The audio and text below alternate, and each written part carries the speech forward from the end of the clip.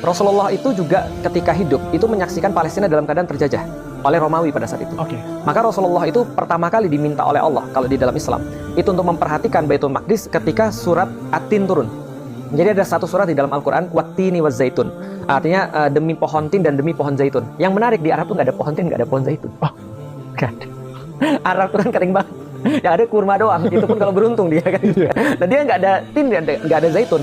Nah kenapa dikatakan ada turun surat tin dan pohon tin dan pohon zaitun dalam surat At-Tin itu? Karena Rasul disuruh untuk memperhatikan negeri di mana pohon tin dan pohon zaitun tumbuh subur.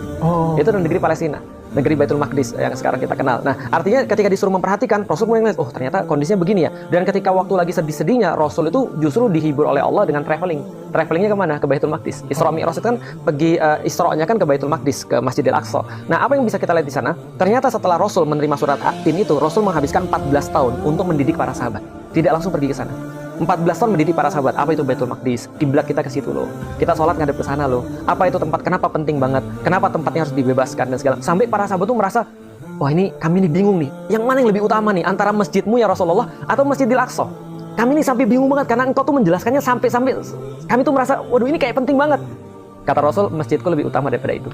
Tapi para sahabat sempat bingung karena penjelasan Rasul yang saking banyaknya tentang Baitul Maqdis itu. 14 tahun Rasulullah mendidik para sahabat, 2 tahun tahapan negosiasi, 2 tahun lagi baru tahapan jihad fisabilillah.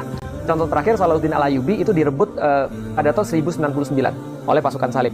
Salahuddin Al-Ayyubi membebaskan Baitul Maqdis 1187.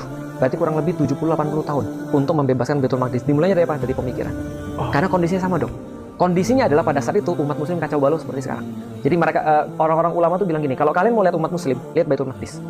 Kalau Baitul Maqdis lagi bukan di tangan kaum muslimin, mereka lagi berpecah belah dan mereka lagi lemah. Oke, paham saya. Masya Allah.